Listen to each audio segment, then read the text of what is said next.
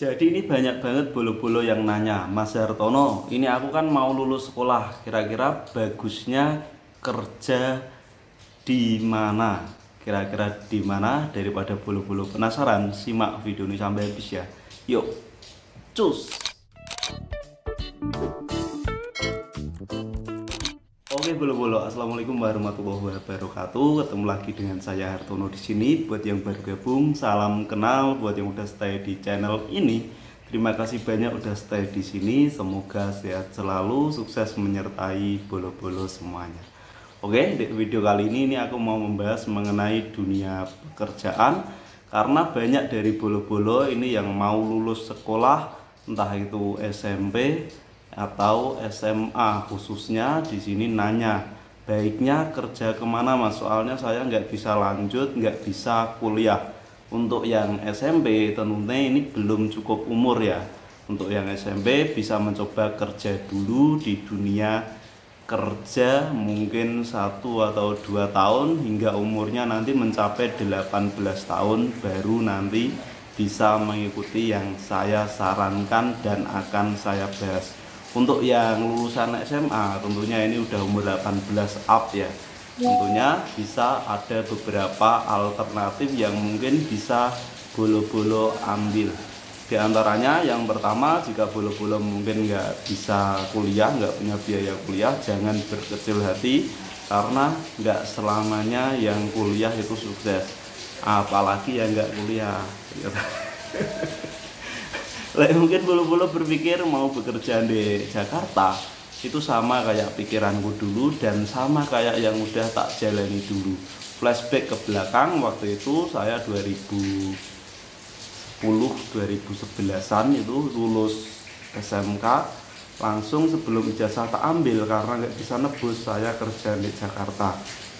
Singkat cerita, saya kerja di Jakarta itu pindah-pindah selama 4-5 tahunan sampai tahun 2015 hingga menemui titik jenuh.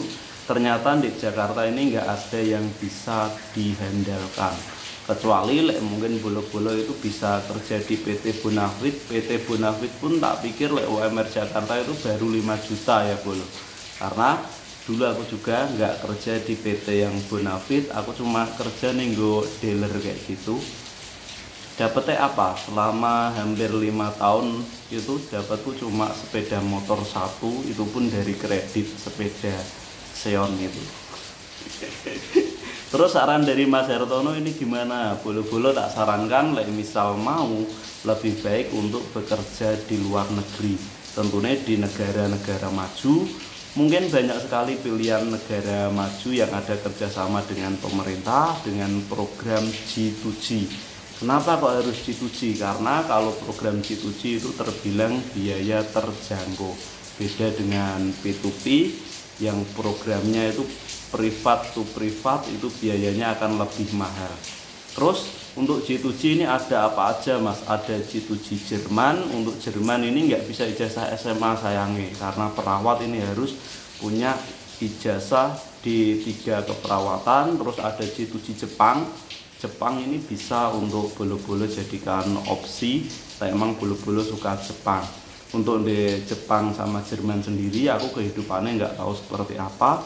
Untuk gaji nih Jepang ini hampir sama kayak yang ketiga ini, bisa ikut G2G Korea. Terus untuk bisa ikut program G2G Jepang atau Korea itu gimana Mas?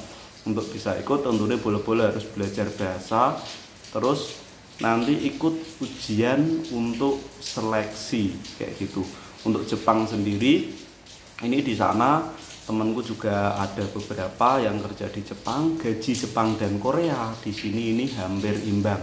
Yang bikin beda cuma biaya hidupnya agak sedikit berbeda.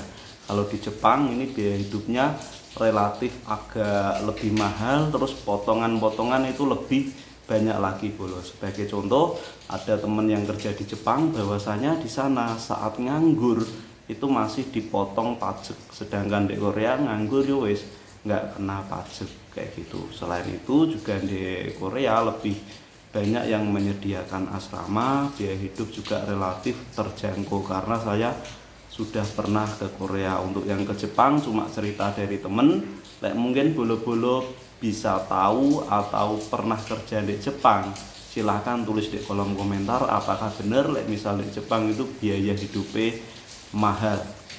Lanjut, aku gak mau bahas yang tentang Jepang, tapi ketika bolo-bolo mau ke Jepang, yo monggo, ini di sini yang mau tak sarankan bolo-bolo untuk ikut G2G Korea. Alah Mas Yartono promosi. Iya emang promosi. Kenapa? Karena aku menceritakan apa yang sudah tak alami dan alhamdulillah sekarang udah membuahkan hasil, sehingga mungkin bolo-bolo bisa mengikuti jejakku atau meneruskan perjuanganku di Korea sana yo. Jadi emang tujuanku ketika sebelum pulang itu yo salah satunya biar ada regenerasi, biar ganti yang muda-muda kayak gitu. Tetapi di sini saya juga nggak ada paksaan, cuma sekedar menyarankan. Terus di sini mau tak bahas kenapa kok harus Korea. Karena di Korea mungkin nanti bolo-bolo ketika kerja di Korea fasilitasnya ada satu asrama, tetapi nggak semua yo. Kebanyakan ini dikasih asrama, lek misal enggak nanti bolo-bolo bisa ngontrak sendiri.